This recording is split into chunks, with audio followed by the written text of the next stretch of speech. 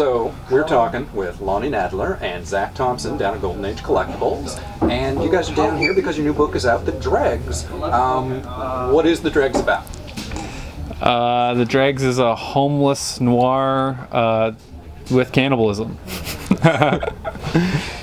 Yeah, it follows the story of a homeless man who is both addicted to a new drug substance that's shown up on the streets recently, but he's also obsessed with detective fiction, and when people on Skid Row start going missing, he takes it upon himself to try to figure out what's going on behind the scenes.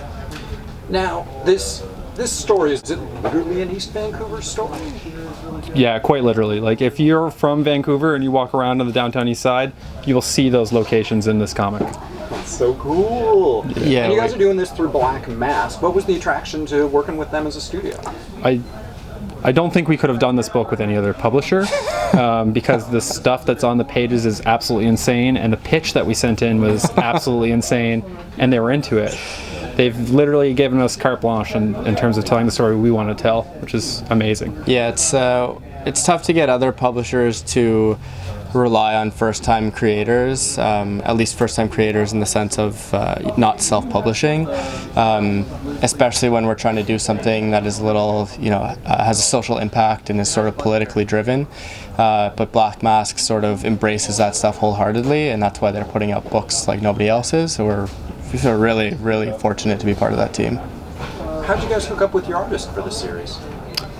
We've known Eric for a little while. I reviewed his comics way back in the day for Bloody Disgusting, and then we got talking, and when we were starting to come up with this idea, we just went out for a couple beers with him and pitched it to him, and he was into it.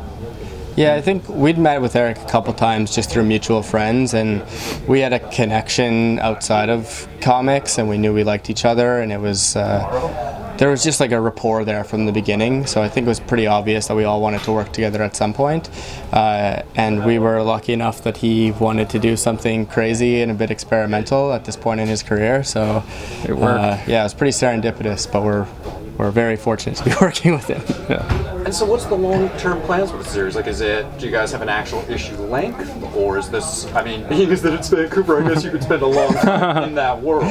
So it is a 4-issue mini, so it will wrap probably early May is what we're looking at right now. And we wanted to make sure that the story was tight and concise in the way that it explores Arnold's journey into the heart of the city. And as the story goes on, you'll see that Vancouver itself becomes a character, and yeah, I don't know, we just wanted to make sure it was tight and well told. Yeah, it's a really formalist story in the fact that we've structured it pretty, we've been really rigid and strict with how we've plotted it out.